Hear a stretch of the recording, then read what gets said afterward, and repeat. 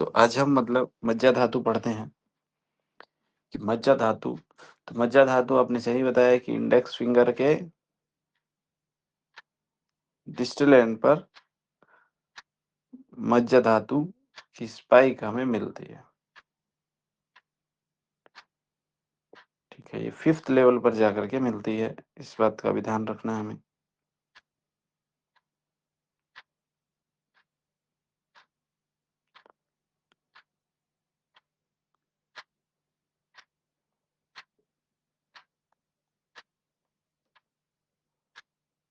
और मज्जा धातु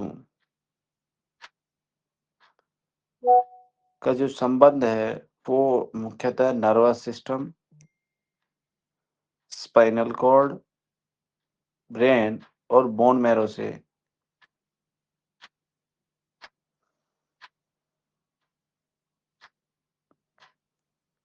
नर्वस सिस्टम, मज्जा धातु का जो है nervous system, spinal cord, brain और बोन मैरो, ठीक है, इनसे रिलेटेड है।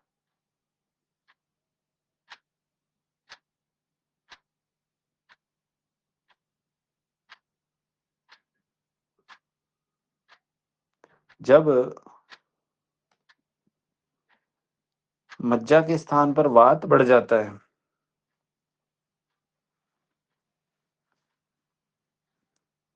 ठीक है, क्या हो जाता है, मज्जा के स्थान पर वात बढ़ जाता है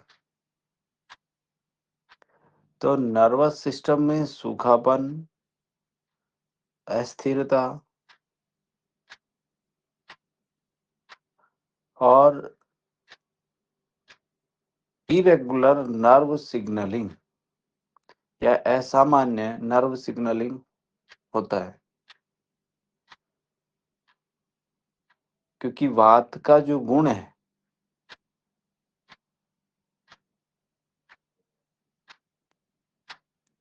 क्या है, सुखाना है।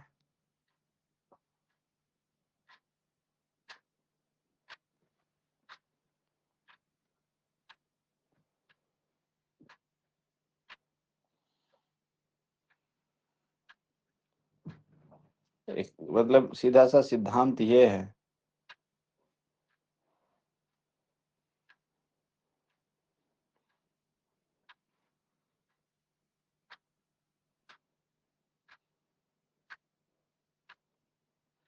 कि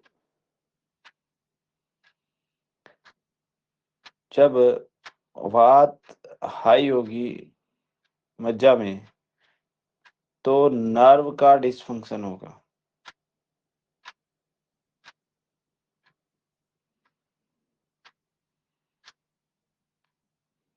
मतलब कि नर्वस सिस्टम की संरचना और कार्य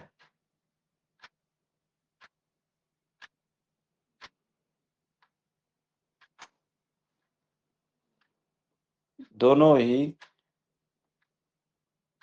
क्या होते हैं, प्रभावित होते हैं या बाधित होते हैं।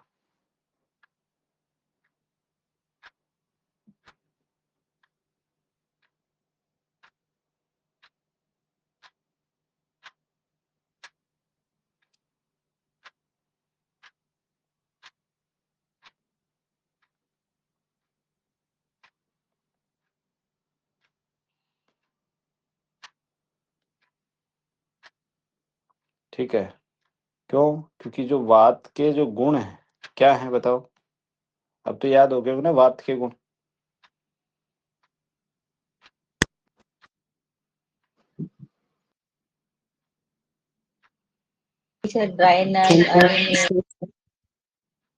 ड्राइनेस,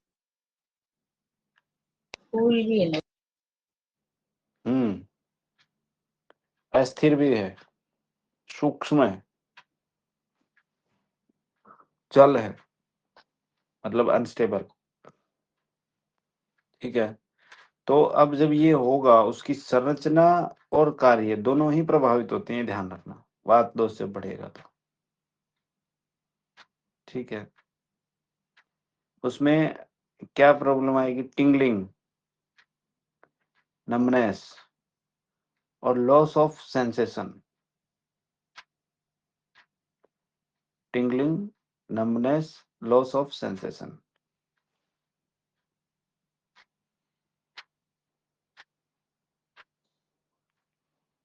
आपको टिंगलिंग का कैसे पता चलेगा?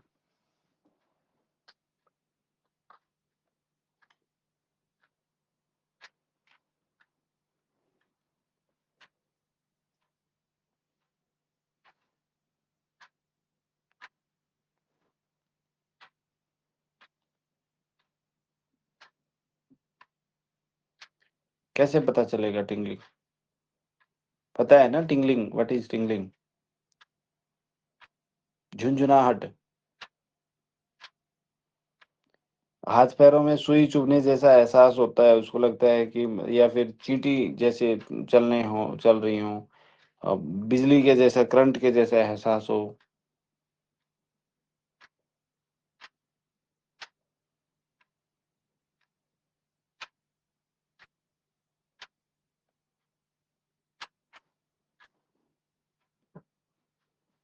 मॉडर्न साइंस में इसे वो बोला जाता है,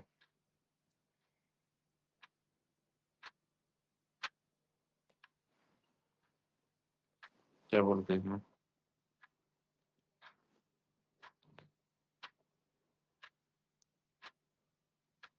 पेरिस्थेसिया।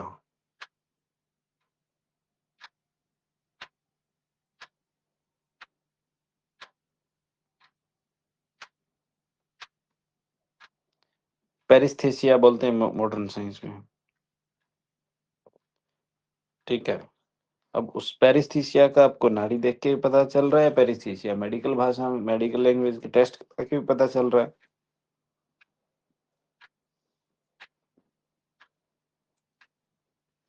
नमनेस होना, सुन्नपन होना, नमनेस मतलब सुन्नपन, लॉस ऑफ सेंसेशन मतलब कि सेंसेशन कम होना।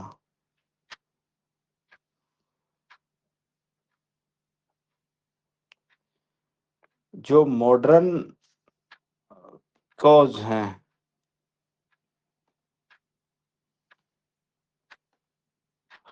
मॉडर्न जो कारण हैं, किनके? Tingling, numbness, loss of sensation के, वो आयुर्वेदा मानता है कि मज्जा में क्या घुस गया? वात, मज्जा की जगह पे। तो ऐसा हुआ क्योंकि जो नर्व से रिलेटेड जो भी काम है उसकी संरचना हो या कुछ भी हो, नर्वस सिस्टम की संरचना, ठीक है, तो उसमें गड़बड़ आ गई। तो मॉडर्न साइंस मानता है कि पेरिफेरल न्यूरोपैथी हो गया उसको,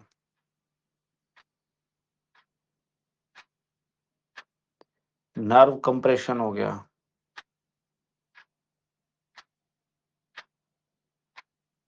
और विटामिन B12 डेफिशिएंसी होगी।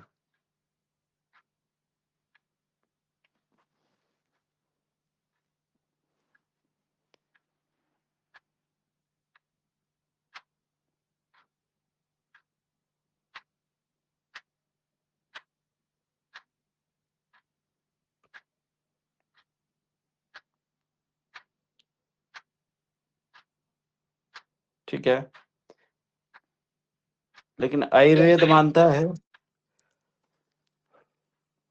कि जो बात है वह नर्व कंडक्शन को प्रभावित करता है, और वात जब बढ़ता है तो नर्व का जो सिग्नल है वह नियमित हो जाता है, जिससे टिंगलिंग, नमनेस और लॉस ऑफ सेंसेशन आता है। अच्छा, 3 तो ये हो गए। अब फिर इसमें जब वात मज्जा के स्थान पर मिलता है, इंसोमेनिया, हाइपर एक्टिविटी और रेस्टलेस थॉट कैसे? कि मतलब अब लगातार विचार आते रहेंगे, नींद नहीं आएगी, और हाइपर एक्टिविटी, मानसिक अस्थिरता, जैसे कि ADHD बच्चे होते हैं।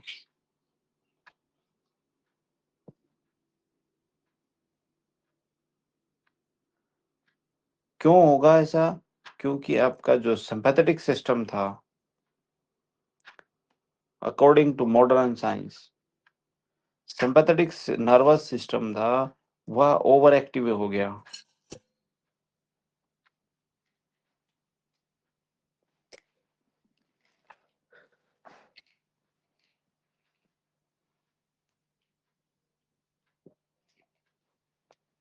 सिम्पैथेटिक नर्वस सिस्टम जब ओवर एक्टिव होता है, तो जब नींद आती है हमें, नींद में भी ऐसे ब्रेन में थॉट्स चलते रहेंगे।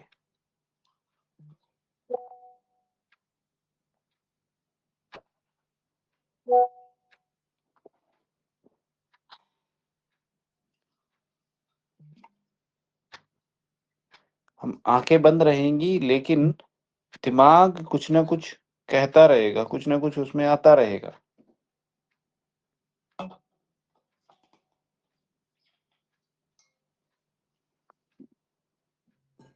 यदि हम इसी को आयुर्वेदिक समझ से देखें, आयुर्वेदिक दृष्टिकोण से देखें, तो आयुर्वेदिक दृष्टिकोण यह कहता है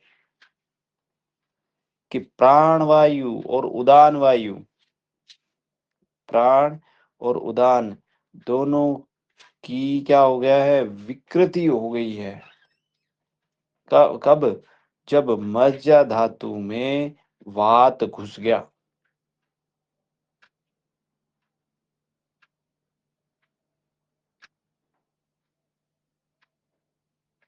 अच्छा, एक और होता है, मज्जा धातु में जब वात घुसता है तो भेंगापन।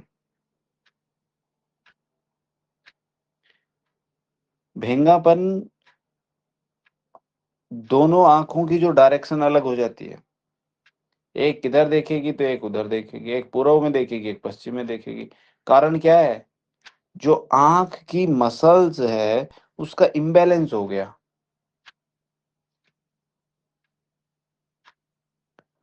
क्रेनियल नर्व, जो मॉडर्न साइंस की बात करें तो क्रेनियल नर्व का जो फंक्शन है वो गड़बड़ हो गया।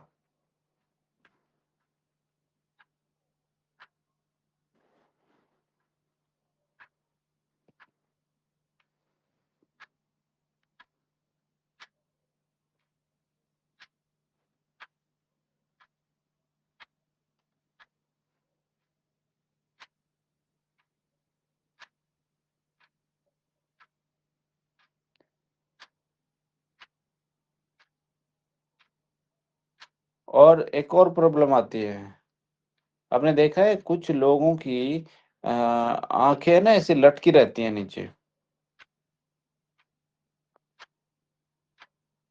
आईलिड्स नीचे गिरी रहती हैं। टोसिस बोलते हैं, PTOSIS, PTOSIS, टोसिस, आईलिड्स नीचे गिरना। क्या कारण है? उसका जो ओक्यूलोमीटर होता है, ओक्यूलोमीटर, वो ओक्यूलोमीटर वीक होता है। आईलिड्स मतलब उसको नर्व पाल्सी भी बोलते हैं। वैसे तो इसके कारण नर्व पाल्सी की वजह से भी होता है, डायबिटीज की वजह से भी होता है, ब्रेन इंजरी की वजह से भी होता है, और एक और होता है, क्या बोलते हैं, माइस्थीनिया ग्रेविस, उसमें भी होता है, या फिर सिर में कोई ट्रॉमा हो गया तो भी होता है, जन्म से भी हो सकता है। ठीक है। ऐसे में मतलब है ना, या तो एक या फिर दोनों पल के नीचे झुकी रहेंगी, वो पूरा नहीं खोल पाएगा। ऐसे देखना होगा ना, तो उसे क्या करेगा, वो सिर ऐसे ऊपर करके देखेगा। ठीक है। और आयुर्वेद में इसे वात विकार से जोड़ा गया है कि वात विकार है, और कहाँ विकार है? जहाँ मज्जा धातु थी उसमें ये आ गया। ठीक है। अब न्यूरोथेरेपी में आप इसको ट्रीटमेंट देंगे, तो आपको ब्रेन ब्रेन स्टेम एरिया है उस पे काम करना है। ब्रेन स्टेम एरिया, ब्रेन में क्या करना है, ब्लड सप्लाई पहुंचानी है। और जो हैप्पी हार्मोन से 20 12 8 2 6 मेडुला है वो हैं। ठीक है।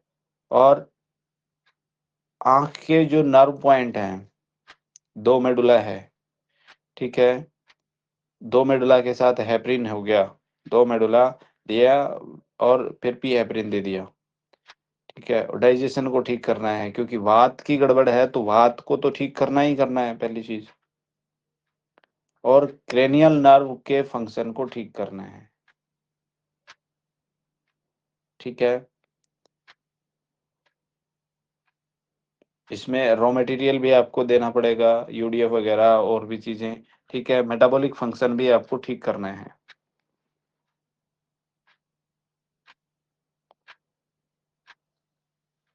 पार्किंसन जो आता है, पार्किंसन भी मतलब वात की डिजीज है।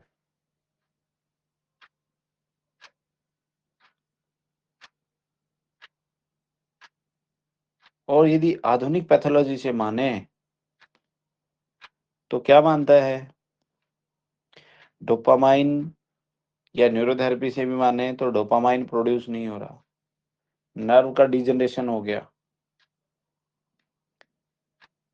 ठीक है, इसमें होता क्या है, ट्रेमर्स होता है, स्टिफनेस आ जाती है, स्लो मूवमेंट हो जाता है। अब हमने जो पढ़ा था, इसमें क्या हो गया कि जो आपका नर्वस सिस्टम है उसमें वात घुस गया, तो उस वात ने क्या कर दिया, उसको अनस्टेबल कर दिया। अब पार्किंसन के लिए न्यूरोथेरेपी में बहुत है कि किसी मेडिसिन का है तो न्यूट्रल करो, ट्रीटमेंट निकालो, रॉ मटेरियल दो, और लास्ट में उसको हैप्पी हार्मोन्स वगैरह के ऊपर काम करो। एपिलेप्सी होता है, एपिलेप्सी जिसमें शरीर में झटके लगना, चेतना खोना, बेहोशी हो जाना, है ना, दौरे, सीजर्स। आयुर्वेद में इसको अपस्मार बोलते हैं, अपस्मार।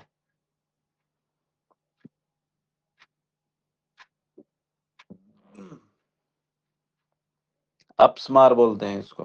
ठीक है, अपस्मारा। और यहाँ पर जो महत्वपूर्ण, जो सबसे महत्वपूर्ण अपस्मार में यानी कि फिट्स जो होते हैं, ठीक है, दौरे या शरीर का झटका या बेहोशी होना, उसमें जो सबसे इम्पोर्टेंट रोल जो अदा करता है वो त्रपक कफ करता है, त्रपक कफ। और त्रपक कफ का काम क्या है? त्रपक कफ हमारे ब्रेन में तो पाया जाता है। वो क्या करता है, ब्रेन का नॉरिशमेंट करता है, नर्व की प्रोटेक्शन करता है, और जो क्या बोलते हैं सेरेब्रोस्पाइनल फ्लूइड होता है उसका बैलेंस करता है। ब्रेन का नॉरिशमेंट करता है, नर्व की प्रोटेक्शन करता है, और सेरेब्रोस्पाइनल फ्लूइड को बैलेंस करता है। लेकिन जब वात बढ़ गया, त्रपक कफ इम्बैलेंस हो गया, तब एपिलेप्सी और आपको बेहोशी और जो है न्यूरोलॉजिकली मतलब ये प्रॉब्लम आती हैं।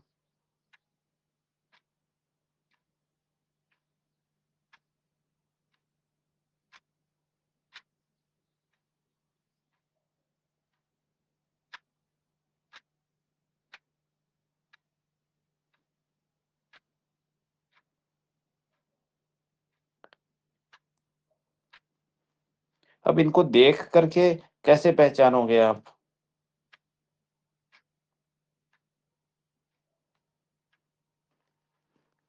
कंपन होगा, दृष्टि, आँख को देखोगे तो ऐसे नीचे को लटके मिलेगी, तो या फिर जो मतलब रिफ्लेक्स हो कंट्रोल होता है वो वीक होगा।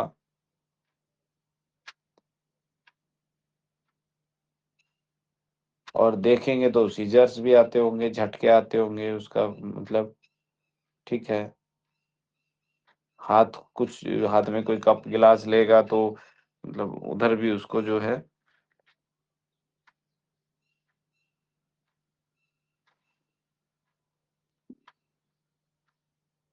हाथ में वाइब्रेशन होगी।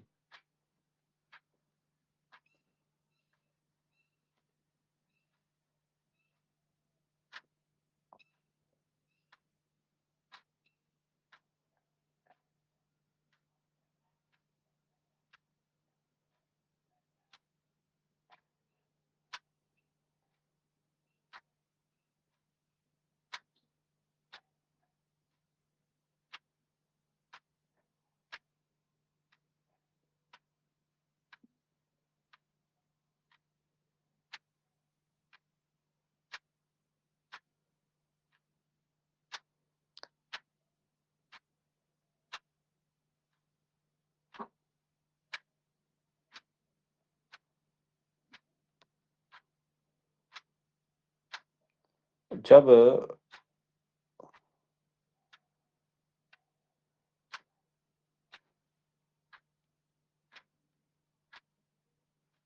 आपका मज्जा में पित्त स्पाइक मिल जाए,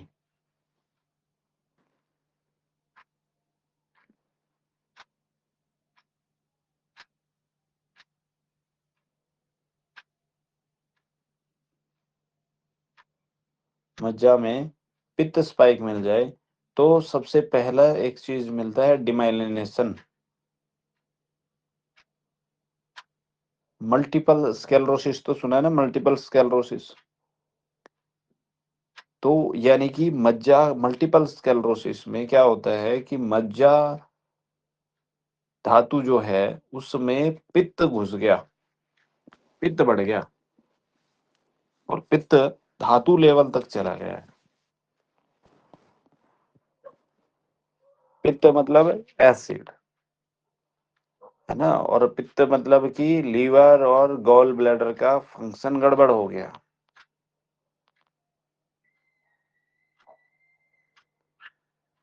मल्टीपल स्क्लेरोसिस में क्या होता है, डीमाइलिनेशन, मतलब कि जो नर्व होती है उसके ऊपर की जो माइलिन शिथ बोलते हैं, एक कवरिंग होती है उसको माइलिन शिथ बोलते हैं, वो माइलिन शिथ क्या हो गई है, नष्ट हो गई है, वो डैमेज हो गई है।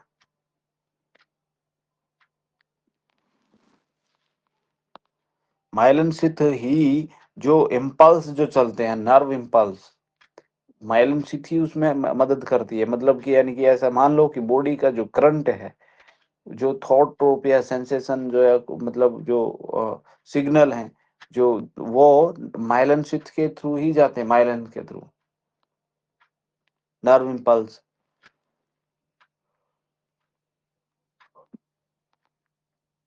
इसमें क्या होगा, मल्टीपल स्क्लेरोसिस में वीकनेस हो जाती है, हाथ नहीं उठा पाते, पैर नहीं उठ पाते, देख विजन प्रॉब्लम हो जाती है, क्योंकि आंख का भी मतलब वो चला जाता है, नमनेस, कोऑर्डिनेशन लॉस हो जाता है।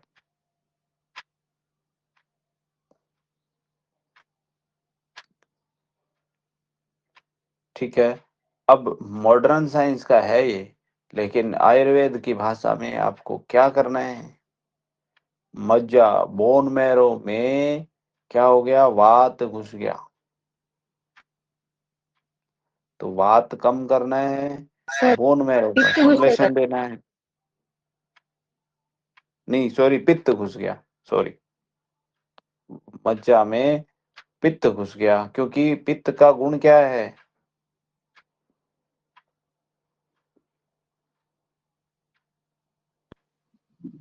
इन्फ्लेमेशन के। इन्फ्लेमेशन करना, और वो काम ये कर ही रहा है।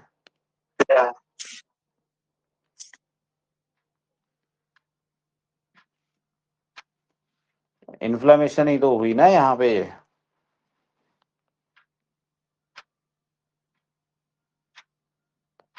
भाई तभी तो इन्फ्लेमेशन हुई, तभी तो वहां डिजेनरेट हुई।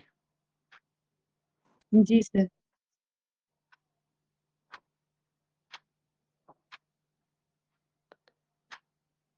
और जो भी आइटिस की डिजीज आती हैं न्यूरॉन से रिलेटेड, मेनिंजाइटिस हो,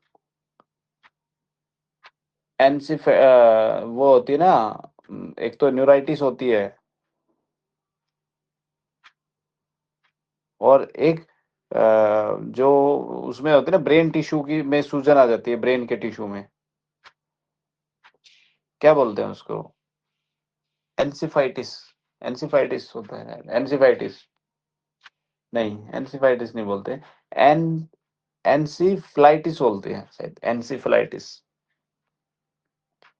एनसीफ्लाइटिस, ENCEPHALITIS, एनसीफ्लाइटिस। एनसीफ्लाइटिस में क्या होता है कि जो ब्रेन के टिश्यूज होते हैं उसमें सूजन आ जाती है। एक मेनिंजाइटिस, आपने बहुत बार आप देखोगे उसमें स्पाइन की जो होती है, स्पाइनल कॉर्ड की, उसमें आपको स्पाइन मेनिंजाइटिस लिखा मिलेगा कि मेनिंजाइटिस है, मेनिंजाइटिस है, मतलब कि इन्फ्लेमेशन हो गई, कहाँ पर, जो स्पाइनल कॉर्ड की झिल्ली होती है ना, उसको मेनिंजस बोलते हैं। स्पाइनल कॉर्ड की झिल्ली होती है, उसको मेनिंजस बोलते हैं, ठीक है? तो उसमें सूजन हो गई है, ये ब्रेन में भी हो सकती है मेनिंजाइटिस, तो ब्रेन की झिल्ली में हो जाएगा। और न्यूराइटिस, NEURITIS, न्यूराइटिस में क्या होता है कि जो नर्व है, नर्व की सूजन हो गई।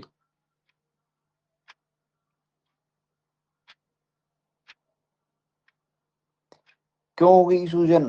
क्योंकि पित्त बढ़ गया जी, और पित्त का गुण है इन्फ्लामेशन, हीट।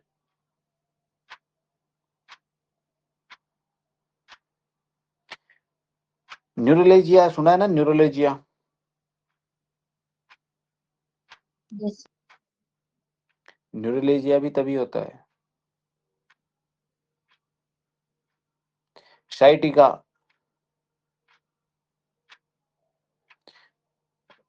हर एक दर्द है, आपको मैं बता दूं कि जो पैर तक नीचे तक जाता है वो साइटिका नहीं होता है, इसको ध्यान रख लेना। साइटिका मुश्किल से 5% लोगों को होता है। यदि पूरे पैर के दर्द के 100 लोग आ रहे हैं, उनमें से मुश्किल से 5 लोगों को ही साइटिका होता है, ये ध्यान रखिएगा।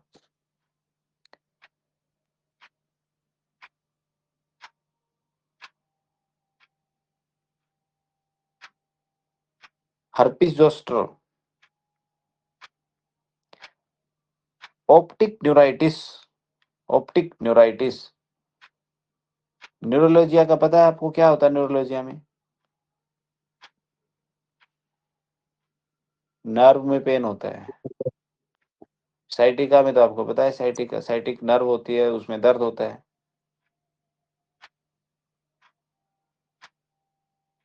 और हर्पिस जोस्टर में वायरल इन्फेक्शन होता है, और ये नर्व के साथ दर्द और उधर जो है ना रेडनेस देते हैं। और ऑप्टिक न्यूराइटिस, आप मतलब किसी का आंख का वो देखेंगे ना, किसी को यदि ऑप्टिक न्यूराइटिस से रिलेटेड होगी, तो उसमें क्या होता है कि जो हमारी आंख की जो ऑप्टिक नर्व होती है, उसमें सूजन हो जाती है, विजन लॉस हो जाता है।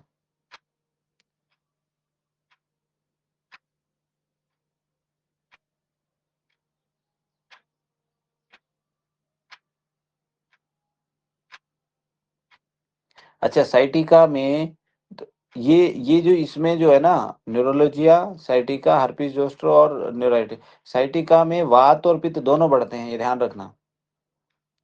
वात और पित्त दोनों बढ़ते हैं, क्यों?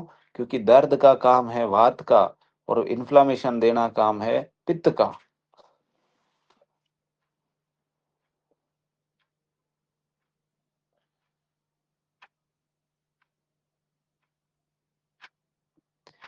तो डाइट में भी आप ऐसा ही बताओ उसको कि जिससे वात और पित्त कम हो, ना बढ़े। ट्रीटमेंट भी वही दो। इन्फ्लामेशन हो रहा है तो मतलब आपको इन्फ्लामेशन ट्रीटमेंट देना पड़ेगा। और जिस भी ऑर्गन से रिलेटेड है, वहाँ का जो भी है, उससे वायरल इन्फेक्शन, हर्पीस जोस्टर हो गया, तो यानी कि आपको इन्फ्लामेशन ट्रीटमेंट तो देना ही है, लेकिन वायरल है तो वायरल वाला ट्रीटमेंट देना है।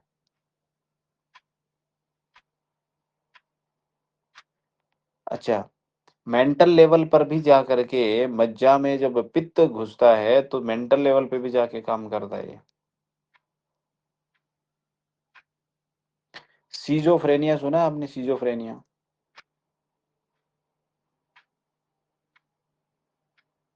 Yes sir. Schizophrenia mostly youth में होता है, और यूथ में भी मोस्टली महिलाओं में होता है। उसमें भ्रम की स्थिति पैदा हो जाती है, भ्रम की। उसमें क्या होता है, मतलब वो उसको भूत दिखने लग जाते हैं, उसको कुछ कुछ दिखने लग जाएगा, भ्रम हो जाएगा, असामान्य विचार आने लग जाएंगे, उसके व्यवहार में बदलाव हो जाता है, उसे कभी मतलब उसके दौरे पड़ने लग जाते हैं, रोने लग जाएगा, उसको कोई कुछ दिखेगा कि ये मेरे को ले जाएगा, ये ऐसा कर देगा, वैसा कर देगा। सिजोफ्रेनिया मान लो किसी व्यक्ति को से रिलेटेड हो गया, यदि उससे प्रेम के दृष्टि से हुआ, तो मतलब वह उसके लिए बस उसको उसी से अलग और कुछ नहीं दिखेगा। आजकल जो मोस्टली जो लड़कियां जो घर से 9 2 4 11 जो हो जाती हैं, वो उनमें से मोस्टली सिजोफ्रेनिया की वो होती हैं। फालतू में चिल्लाना, फालतू में रोना, है ना? उनमें जो है ना फालतू में वो आ जाता है अटैचमेंट। और वो अटैचमेंट भी मतलब सिजोफ्रेनिया की किसी मतलब कि उसमें क्या होता है कि भ्रम हो जाता है कि यही व्यक्ति मेरा कुछ कर सकता है, अदरवाइज नहीं।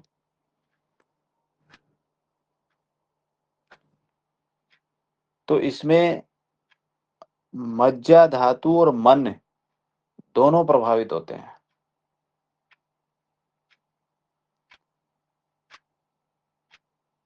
ठीक है?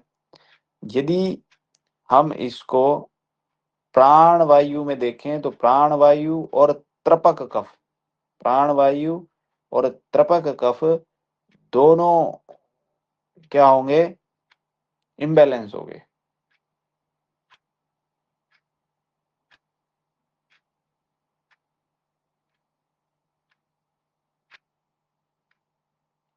अच्छा, दर्शन में कैसे देखोगे? इनके आंखें जो हैं कुछ कुछ लाल होती हैं, इनको जलन भी होती है, और मतलब थोड़ा सा भी आप कुछ करोगे ना, हल्का सा भी दबाया या और कुछ किया तो तुरंत से बोल देंगे आउच, तेज दर्द हो रहा है मुझे। मतलब छोटी सी चीज को बड़े अधिक बढ़ा के दिखाएंगे। एग्रेशन होता है इनमें बहुत, इरिटेबल होते हैं ये।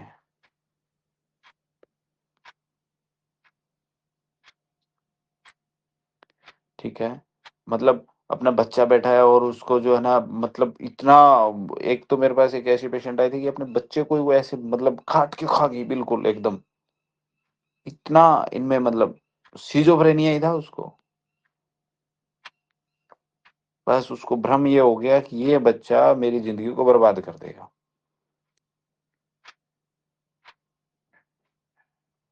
जैसे अभी एक वो केस पकड़ा था ना, वो जो लड़कियों को मारती थी, वह क्या नाम था वो, उसका नाम मुझे ध्यान नहीं आ रहा, मुस्कान थी या क्या थी, जो उसने अपने परिवार की 7 8 लड़कियों को मार दिया था।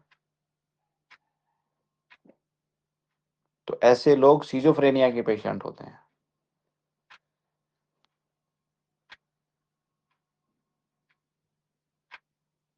सर ऐसे दर्शन में कैसे पता चलेगा कि सीजोफ्रेनिया क्या है?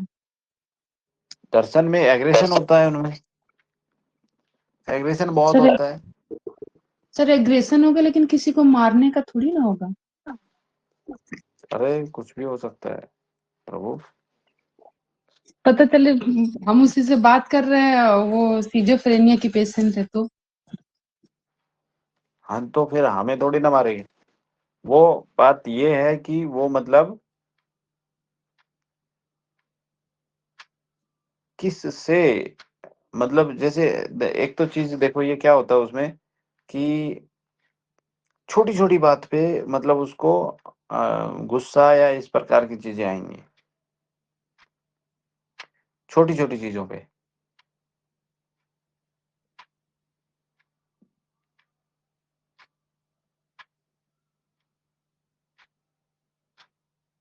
ठीक है? और ऐसे व्यक्ति को आ, मतलब जल्दी गुस्सा आता है, एक चीज पहली चीज तो है ना, चिड़चिड़ापन होता है उसमें। और गुस्सा जो आएगा वो मतलब बहुत ज्यादा आता है उनको। ऐसे लोग जिनके बारे में आप सुनते हैं ना, बोले कि उसने ये कर दिया वो कर दिया, मतलब दूसरों को जो नुकसान पहुंचाने की प्रवृत्ति होती है, अपने आप को नहीं, जो दूसरों को नुकसान पहुंचाते हैं।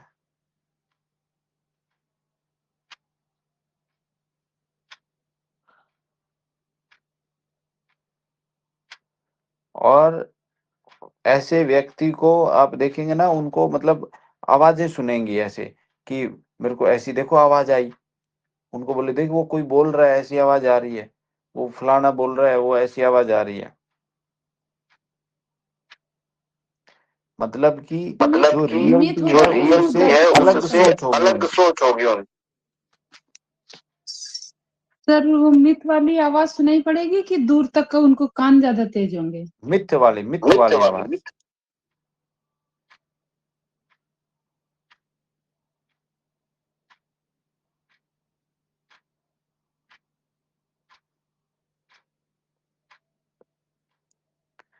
आपको ये तीनों चीजें मतलब उसके साथ मैच होती हैं तो आप मान लो कि उसका क्या है,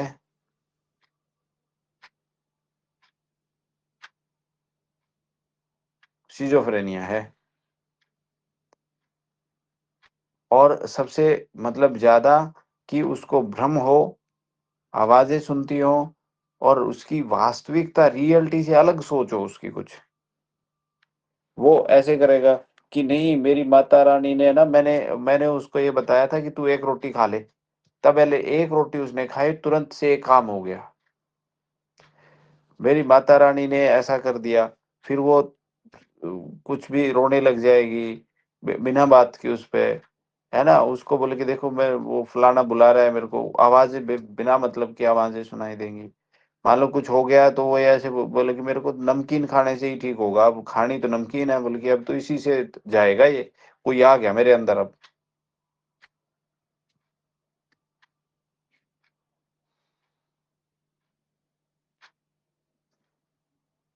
ठीक है। सर इसको फिर क्या ट्रीटमेंट देंगे न्यूरोथेरेपी वाला?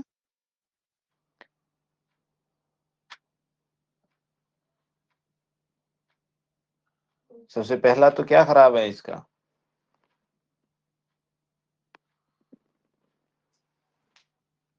नो हाँ जी। सर ऐसे पहले क्या खराब है इनका? सर वो क्या पित्त बढ़ा हुआ है तो एसिड वाला ट्रीटमेंट देंगे? हाँ, डाइजेशन ठीक करेंगे, ठीक करेंगे। उसको न्यूट्रल करें, बैलेंस, पित्त वगैरह जो भी है उसको नहीं छोड़ना है ना, पहली चीज तो। और फिर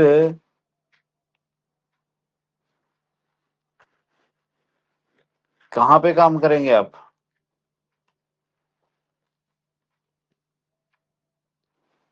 ट्रीटमेंट मतलब इसमें देखो त्रिपक कफ भी इम्बैलेंस होता है, क्योंकि त्रिपक कफ इम्बैलेंस होता है तभी तो मानस मन पे मतलब वो पड़ा। इसमें चार चीजें आपको करनी है। क्या करना है? मन को शांत कराना है, ठीक है। वात का शमन करना है, पित्त का शमन करना है, क्योंकि वात का शमन, वात भी बढ़ा इसमें, वात बढ़ा तब उसमें इरेगुलरिटी आई। पित्त का शमन भी करना है, क्योंकि पित्त बढ़ा तभी उसमें क्या हुआ, गुस्सा आ रहा है, एग्रेशन आ रहा है। और हमें चौथा काम ब्रेन को पोषण देना है।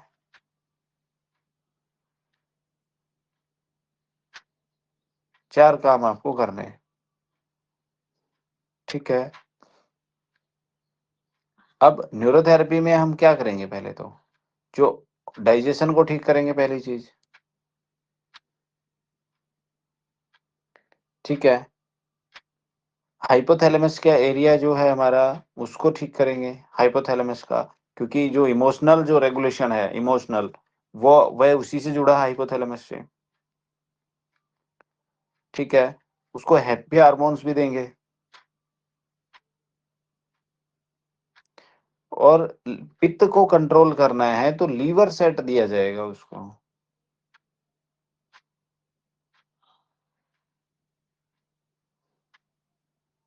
स्लीप को इम्प्रूवमेंट करना है आपको, उसकी स्लीप, नींद को ठीक करना है। तो 8 मेडुला हो गया।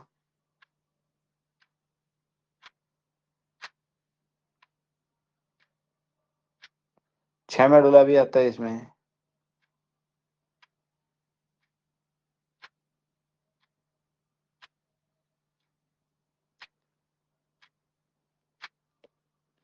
ठीक है। अब डाइजेशन से रिलेटेड आपको मतलब उसके अकॉर्डिंग देना पड़ेगा। आप यूडीएफ से काम चलेगा कि किससे काम चलेगा?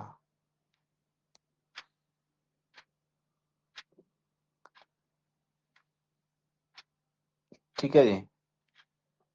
मेमोरी इम्प्रूवमेंट कर दो, है ना? उसका उसको आप मतलब और फास्ट आप उसको रिजल्ट देना चाहते हो तो क्या कर सकते हो? शिरोधारा करा सकते हो, वो चाहे लस्सी से हो, पानी से हो, ठीक है? तेल से हो, शिरोधारा करा सकते हो, नश्य करा सकते हो, गाय का घी नाक में डालने के लिए बोलो उसको, है ना? और शिरो अभ्यंग करा सकते हो, मतलब सिर पे अभ्यंग करा सकते हो आप, ठीक है?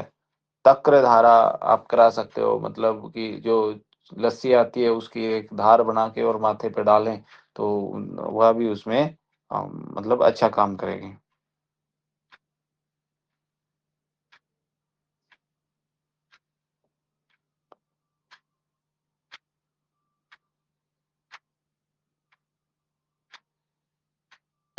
सर तक्रधारा में कैसी लस्सी डालते हैं, मतलब जो घर वाली, या ऐसे उसमें कुछ हाँ मेडिसिन मिलाते हैं? नहीं नहीं, कुछ नहीं, घर की लस्सी होती है। घर की लस्सी होती है। और हल्की, मतलब जो मौसम के अनुसार देख लेना कि अभी मौसम कैसा है, तो वैसी ही उसी उसी का टेम्परेचर उसको लेना होता है। उसमें थोड़ा पानी में मिक्स कर लो उसमें, मतलब जैसे मान लो 2 लीटर लस्सी है आपके पास, तो उसमें 2-3 लीटर पानी मिक्स कर लो उसमें।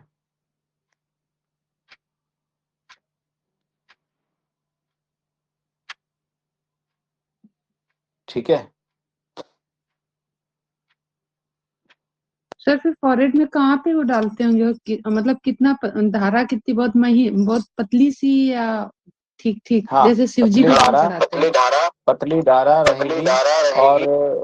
और थोड़ा सा ऊपर से रहेगा और पूरे माथे पे डाली जाती है, मतलब इधर उधर घुमा के डाली जाती है। और आंखों की साइड में ना आए उसके लिए आटा या कपड़ा लगा करके उधर उसको बंद करना रहता है, मतलब ताकि आईब्रो की साइड में सिर थोड़ा सा हल्का सा नीचे की साइड में झुका रहता है, पीछे की तरफ, जिससे कि सारा पीछे निकल जाए, आंखों की तरफ में ना आए।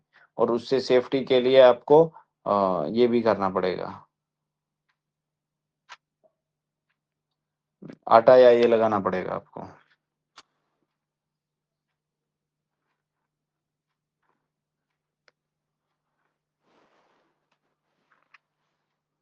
सर आपको ये सब चीजें एग्जैक्टली मतलब माइंड सेट पे आती कैसे हैं?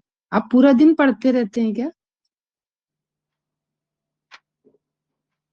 मैं मैं एक वाईफाई लगवा रखी है, वो से आ जाता है कुछ ना कुछ। सर वही वाईफाई का मतलब हम लोगों को भी थोड़ा बताइए। आपको वाईफाई में बता तो रहा हूँ। हार्मोन लेना पड़ेगा क्या? वो सब वाईफाई हमारा काम नहीं करता उतना। चार्जिंग सिस्टम में गड़बड़ है।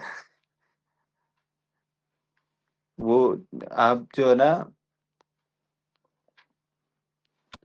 अनुलोमन पे ध्यान दो आप,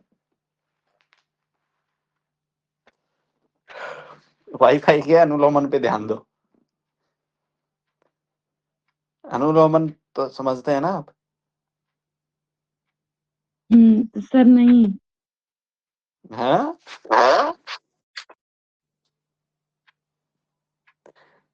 अनुलोमन आप ही ने तो पूछा था।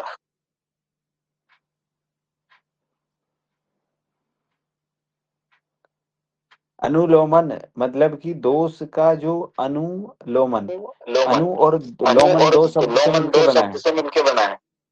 यदि सीधी सी बात करें तो ऐसी वस्तुएं या ऐसी पदार्थ जो हमारे जो दोष हैं उनको सही दिशा में भेज दें। जैसे हरड़ है, हरड़ एक अनुलोमन का काम करता है। हरड़ मतलब आपको पित्त बढ़ा हुआ है तो पित्त को कम कर देगा, कफ बढ़ा है तो कफ को कम करता है, वात बढ़ा है तो वात को कम करता है, वात का शमन करता है। जी सर याद आ आया याद? हाँ, तो देखो वाईफाई के सिग्नल टूट रहे हैं। सर कौन सी वाली हरड़, छोटी वाली की बड़ी वाली? छोटी वाली हरड़ प्रभु।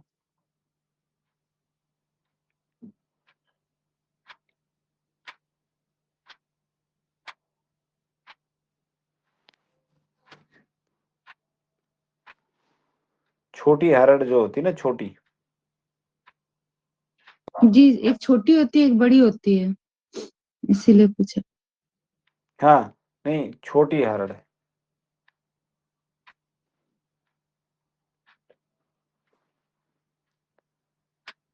सर पूजा का माइक नहीं, वो अनम्यूट होता है, तो आप बता दीजिए, वो बोल रही थी कैसे पूजा अनम्यूट का होगा। माइक नहीं होगा।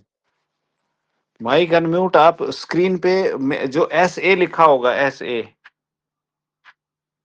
उस पे क्लिक करो, उस पे ऐसे टच करो।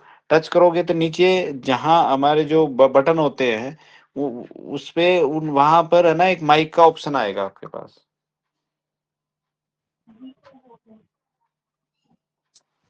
उस पे क्लिक कर दो, हो जाएगा। देखो हो तो गया।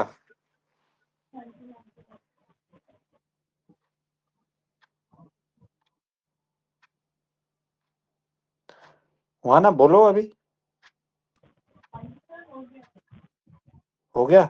आप तो कहीं दूर ही बोल रहे हो, रसोई में घुसे हो शायद।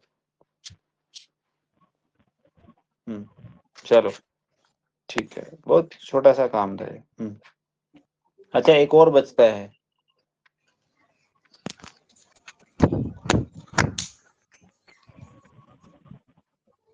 मज्जा धातु में कफ की स्पाइक मिलना,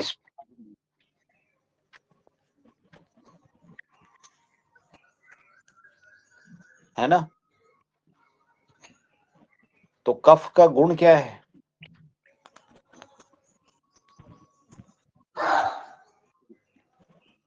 गुरु है कि नहीं? चिकनापन, जी जी जी।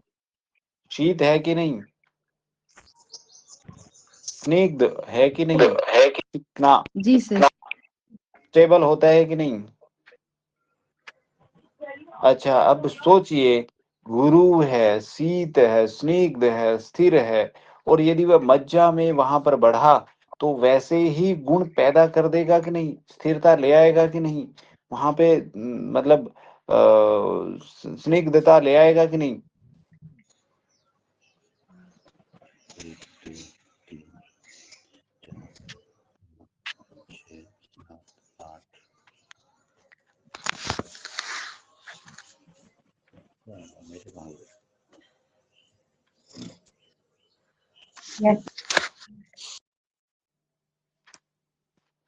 है ना? तो इसमें क्या होगा, जब कफ बढ़ेगा मज्जा में, तो सिंपल सा सिद्धांत याद कर लो, फ्लूइड एक्यूमुलेशन होगा, प्लस टिश्यू की ग्रोथ होगी, और मेंटल हैवीनेस आएगी। सिंपल सा सिद्धांत है। फ्लूइड एक्यूमुलेशन होगा, ऐसा लिख सकते हो, कफ इन कफ high in majja is equal to fluid accumulation, tissue growth, and mental heaviness. अब इससे रिलेटेड ही प्रॉब्लम आएंगी फिर, और आप तुरंत से पकड़ लोगे कि कफ बढ़ गया भाई इसका। अब जब आप उसको, हमें मतलब ना डाइट सिस्टम में कहाँ गड़बड़ होती है कि हमें पता ही नहीं होता कि क्या खिलाना है क्या नहीं खिलाना उसको। क्यों नहीं पता होता? क्योंकि हम उस रूट को उसका नहीं पता होता है कि इसका बढ़ा क्या, ऐसे ही दे देते हैं खाने के लिए। अच्छा तुम ये मत खाना, ये खा लेना। क्यों खा लेना भाई?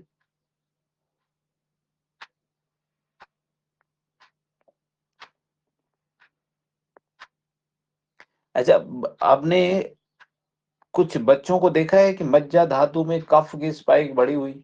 बताऊं कौन से? हाइड्रोसेफिलिस सुना है? हाइड्रोसेफिलिस, यस सर।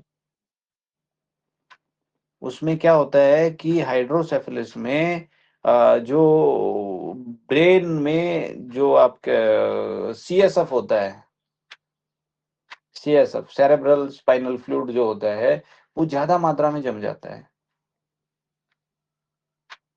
उधर जम गया।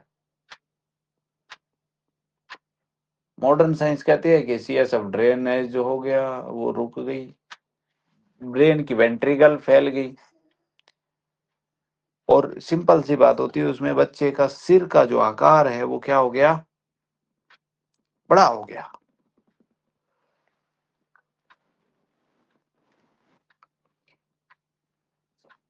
अब उसमें कफ बढ़ा तो इसका मतलब उसमें फ्लूइड का संचय हो गया।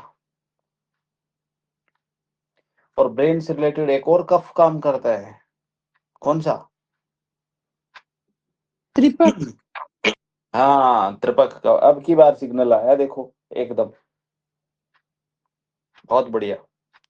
त्रिपक कफ जो ब्रेन से रिलेटेड है।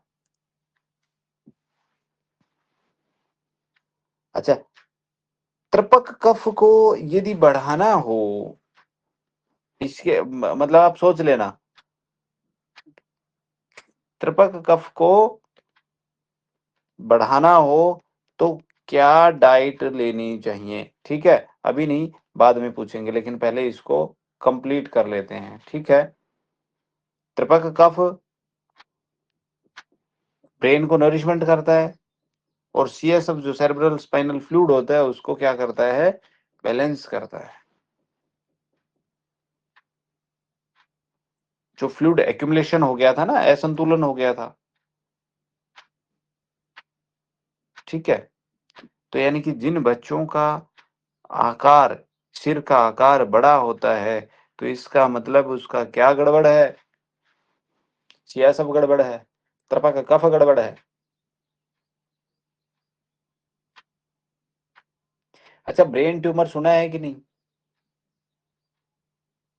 सुना है सर। सुना है ना। ब्रेन ट्यूमर मतलब क्या? एबनॉर्मल टिश्यूज की ग्रोथ हो गई है ब्रेन में।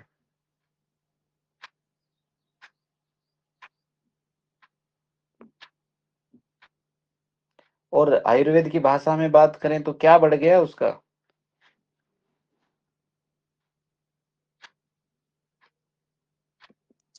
मज्जा धात में कफ ज्यादा हो गया कफ सर। बढ़ गया।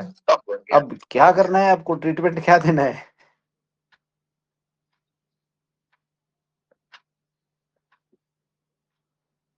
अच्छा, हम 2 पेन × 6 देते हैं कि नहीं?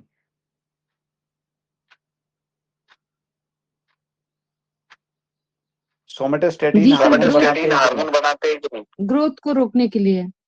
ग्रोथ को रोकने के लिए। वो कफ को भी खत्म करता है।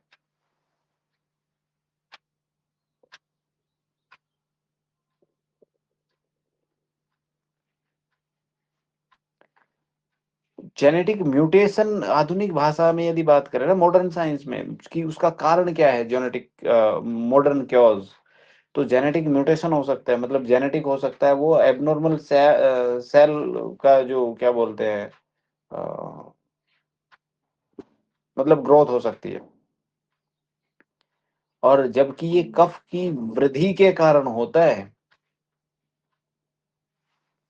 कफ बढ़ा तो हुआ।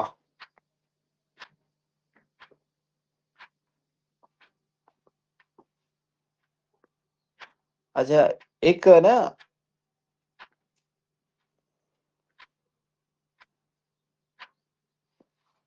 वो सुना आपने, न्यूरोफाइब्रोमेटोसिस? न्यूरोफाइब्रोमेटोसिस, ये एक जेनेटिक डिजीज है, न्यूरोफाइब्रोमेटोसिस, ठीक है। इसमें क्या होता है कि जो नर्व है उसके ऊपर मल्टीपल ट्यूमर हो जाते हैं, जिसको बोलते हैं न्यूरोफाइब्रोमास। मेटोसिस का मतलब होता है कि वो फैलने वाले होते हैं। एक एक कैंसर होती है ना। हाँ, सुना है आपने, जो फैलने वाली कैंसर होती है, मेटास्टेटिक, है ना। मेटास्टेटिक उसको कैंसर बोलते हैं। तो यानी कि ऐसा, इसमें भी ऐसा ही होता है, और ये जेनेटिक डिसऑर्डर है। और जेनेटिक डिजीज तो न्यूरोथेरेपी में ठीक होती है जी। बस आपको पता हो कि हुआ क्या।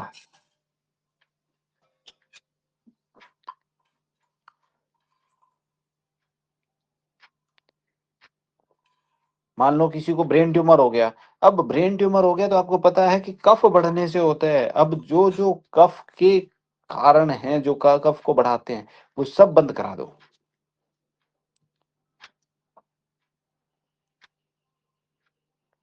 और जो कफ का शमन करते हैं, जो कफ का नाश करते हैं, वो चीजें उसको खिलानी शुरू करा दो। डाइट में तो ऐसा करना है। और फिर न्यूरोथेरेपी में आपको पता ही है उसका डाइजेशन ठीक करना है, क्योंकि कफ बढ़ गया है, उसका कफ का तोड़ना है, उसको कफ को निकालना है।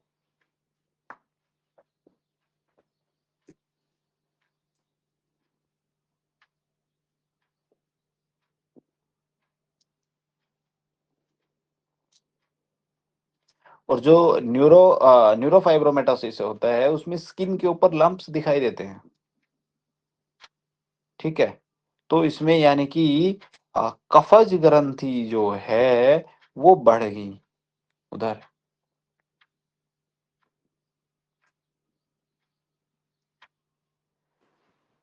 अच्छा, एक और आपने कुछ ऐसे लोग देखे हैं कि जो बाइक पर चलाते, बाइक खुद चला रहे हैं तो सो जाते हैं, चेयर पे बैठ गए तो सो गए, धरती में बैठ गए तो सो गए, बस में बैठ गए तो सो गए, दिन भर जी सोते सर, ही जी रहते हैं। सर।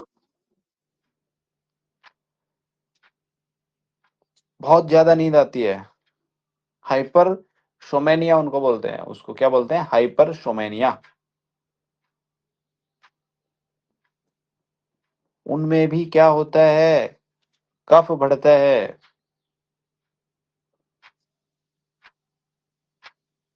मानसिक सुस्ती, थकान रहती है, जब चाहो तब सो जाए। तो यानी कि क्या हो गया उसमें? मज्जा धातु में क्या बढ़ गया? कफ। अब कफ कारक चीजों को बंद करा दो, मीठा बंद करा दो उनका, मिल्क प्रोडक्ट बंद करा दो, और कफ नाशक चीजें खिलानी शुरू करो। ठीक है, जल्दी रिजल्ट मिलेगा उसमें। इनको फॉर थायराइड इसमें देना चाहिए, इसको जो भी ट्रीटमेंट आप दे रहे हैं उसमें।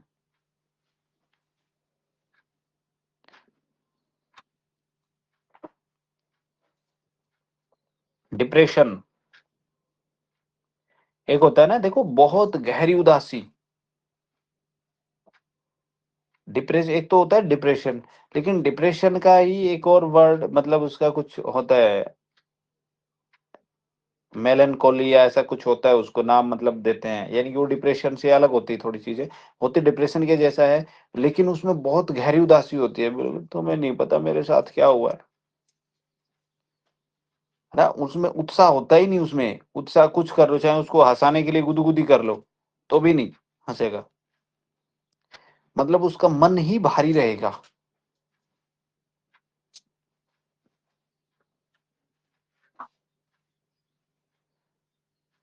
ठीक है, तो अब जिसका मन भारी है तो उसको क्या करना है? मतलब डाइजेशन को ठीक करना है, ताकि डाइजेशन सबका ठीक करना है, क्योंकि गड़बड़ तो वहीं से हो रही है। इसीलिए न्यूरोथेरेपी में गुरुजी ने कि पाचन से संबंधित, की पाचन मुख्य बीमारियों, सभी बीमारियों की जड़ है। और आप जब इसको पढ़ रहे हैं तो मेरे हिसाब से ये भी समझ आ रहा होगा कि यार पाचन ही है, कुछ है वो, बाकी तो सर कुछ हर दिख ही नहीं जगह रहा, पाचन ही है। बाकी तो और कुछ है ही नहीं। पाचन से अलग है क्या? देख तो मतलब अब समझ आ रहा है कि यार कोई भी बीमारी आए तो बताओ, आप ठीक कर लोगे कि नहीं उसको? सबसे पहले डाइजेशन। और यदि डाइजेशन ही आपने ठीक कर लिया, आप 70-80% तक बीमारी को सही कर ले जाओगे।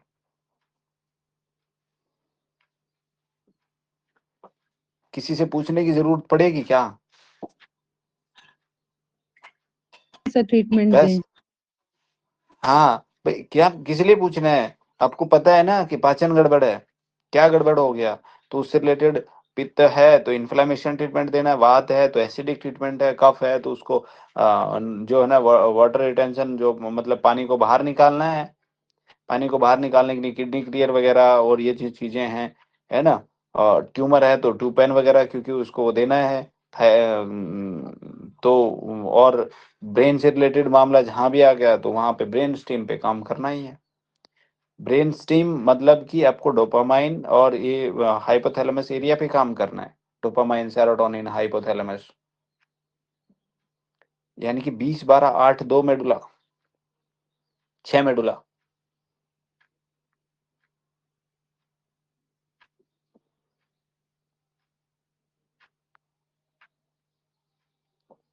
ठीक है जी।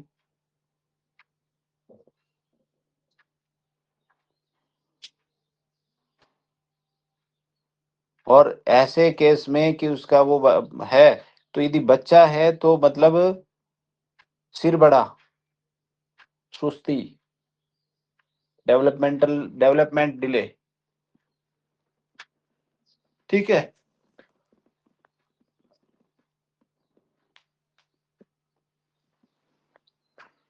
देखिए कि मेरे पास एक बच्चा आता है ऐसा, आपको बताऊं, सिर बहुत बड़ा है और बोलता नहीं है, आई कांटेक्ट नहीं है, सारा दिन सुस्त पड़ा रहता था। अब उसको मैं क्या ट्रीटमेंट दे रहा हूँ आपको मैं बताऊं, 2 महीने हो गए, मैं केवल 3 ही ट्रीटमेंट उसको दे के भेज देता हूँ।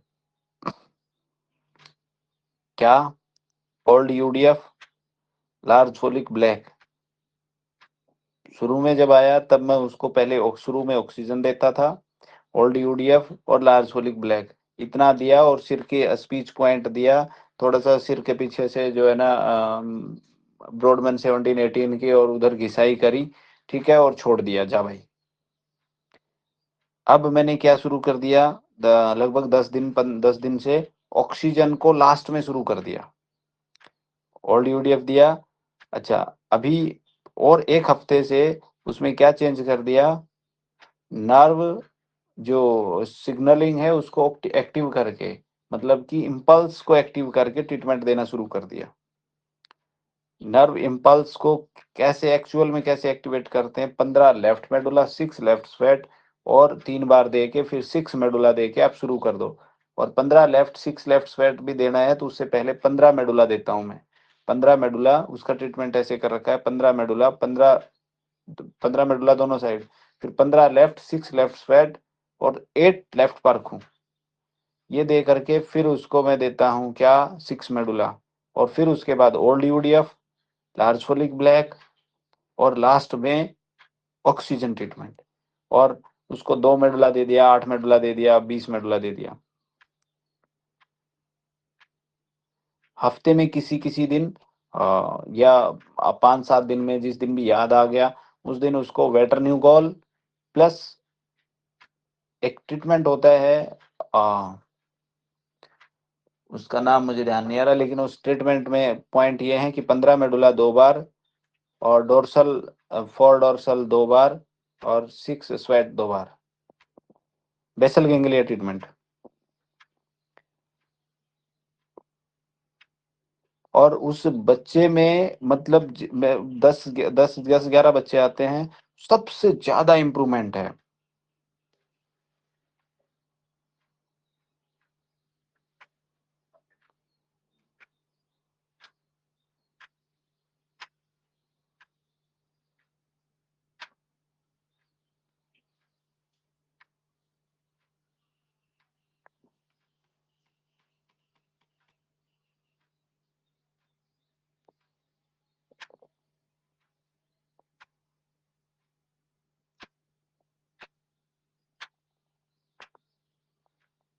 ठीक है जी, क्लियर जी हो गया ना सर। धातु? सर कल से क्या क्लास छुट्टी है क्या? 10, 11, 12 बोल रहे थे क्या? हे प्रभु, कल से छुट्टी है 3 दिन की, जी और जाएगा हम लोगों का। भला तो मेरा होगा। जो इसका सूत्र ऐसे है आहार, आहार, आहार से क्या होगा, जठराग्नि पाचन। रस धातु का सूत्र जो होता है वो ऐसे होता है, आहार जठराग्नि पाचन, और उससे आहार रस बना, और आहार रस से रस धातु बनी।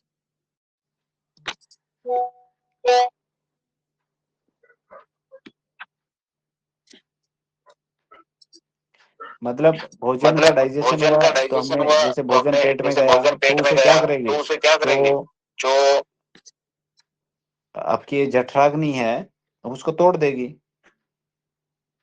है ना।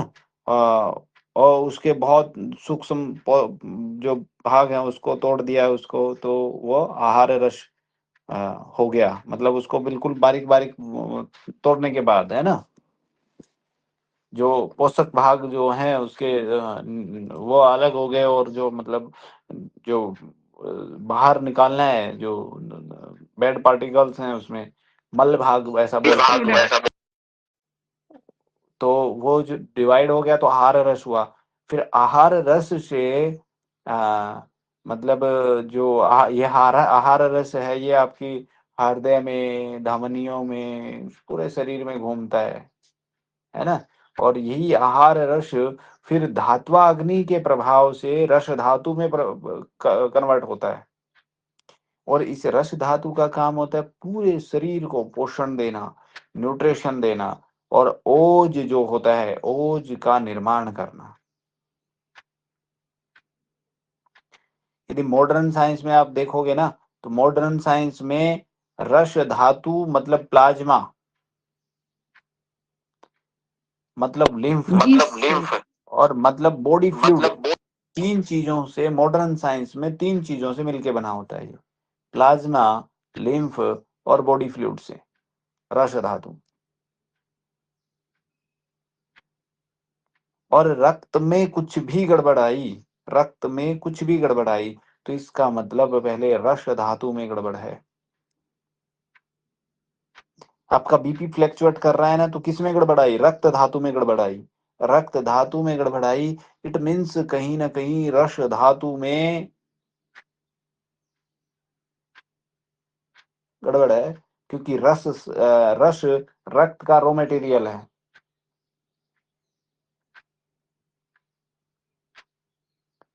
अच्छा, किसी को हम क्या सोचते हैं, एक सिंपल सी चीज, हम है ना, पेशेंट हमारे पास आया और पेशेंट को ब्रेन की प्रॉब्लम है, और हम उसे क्या करते हैं कि जी 5 दिन हो गए मेरे को ट्रीटमेंट देते हुए, पेशेंट ठीक नहीं हो रहा। अच्छा, ज्योति बताएगी कि 5 दिन में रिजल्ट क्यों नहीं आएगा ब्रेन में।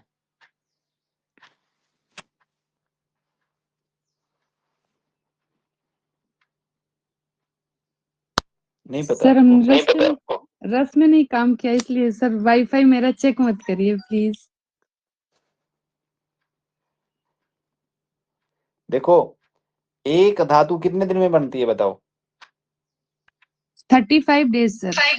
नहीं नहीं, एक धातु, कोई एक धातु, मतलब रस कितने दिन में बनेगा? 5 जी डेज सर, में। 5। हर एक धातु के लिए 5 दिन प्लस करते चले जाओ। अब गड़बड़ उसको शुक्र धातु में है, और हमारे पास पेशेंट आया आज कि मेरे को अर्ली एजुकेशन है ना, और वो बोले कि मेरे को आज ही ठीक कर दो। क्या कर पाओगे? नहीं सर, वो तो शुक्र धातु 35 तो डेज बाबा 35 दिन में जाके बनेगी। आज जो खाओगे तब 35 दिन में जाके बनेगी। हाँ, जो आपने पीछे खाया उसका कुछ 1-2% आप दे सकते हो, लेकिन प्रॉपर आपको सही फंक्शनिंग उसकी करनी है तो 35 दिन का समय लगेगा। और वो सब धातुएं उसको खिलानी है, वो सब चीजें आप उसको खिलानी है जिससे शुक्र धातु मजबूत होती है। मज्जा मतलब कि ब्रेन से रिलेटेड जो, और नर्व से रिलेटेड क्यों समय लगता है, समय देर से ठीक होते हैं ना ये पेशेंट, मज्जा धातु वाले जो मतलब देर से ठीक होते हैं कि नहीं होते? तो धातु देर से बनेगी ना, जैसे शुक्र है तो हाँ 35 डेज में बनेगी, तो इसलिए फिर देर से ठीक होंगे। तो और हमें चाहिए क्या, बोले कि कल आया था कल ही ठीक कर देना।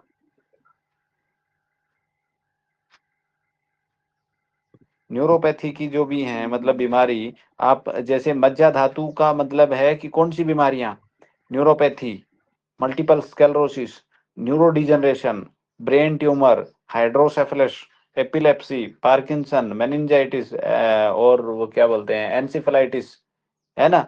तो और मज्जा से रिलेटेड क्या बोलते हैं आपके, ये पैरालिसिस भी मज्जा से रिलेटेड होता है।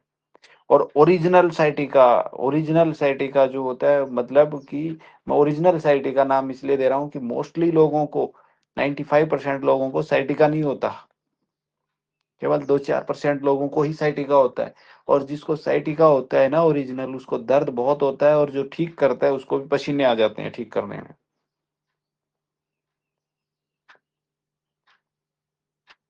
ठीक है। और मज्जा को मजबूत करना है तो उसको बोलो कि घी, दूध, बादाम, अखरोट, तिल सब खाए वो, और तुम भी खाया करो इसके लिए थोड़ा सर थोड़ा। डाइजेशन भी तो स्ट्रांग होना चाहिए। हाँ तो डाइजेशन तो ठीक करना है ना। साफ सीधी बात है, majja dhatu equal to nervous system.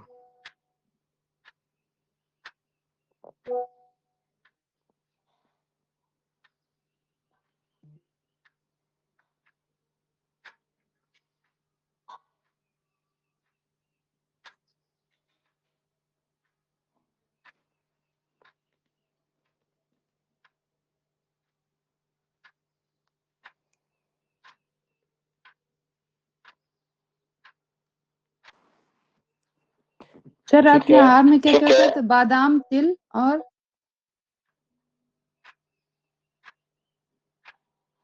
बादाम, तिल, अखरोट, दूध,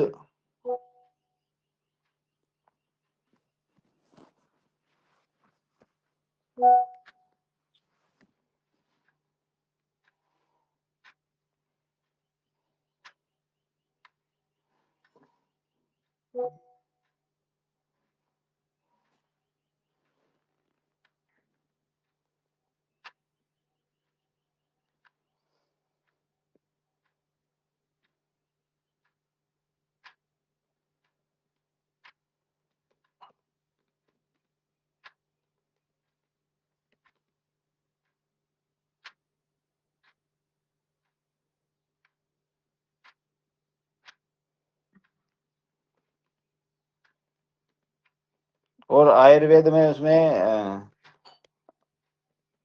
क्या बोलते हैं, क्या खाना चाहिए? अश्वगंधा, ब्राह्मी, शंखपुष्पी, शिलाजीत।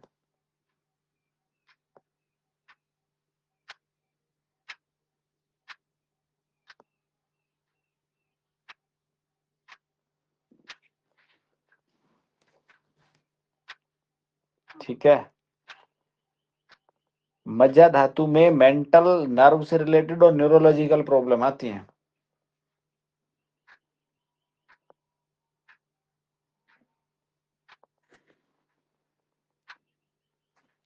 ठीक है।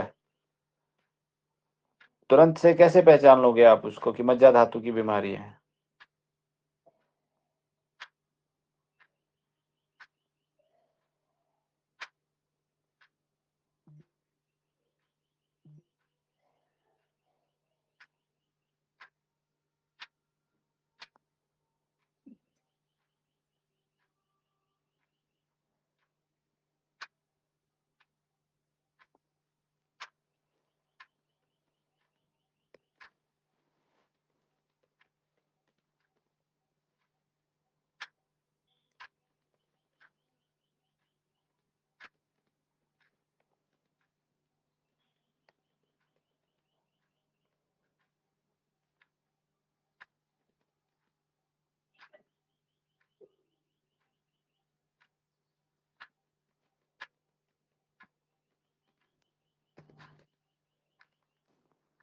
कैसे पहचान करोगे बताओ भाई, मज्जा धातु के रिलेटेड?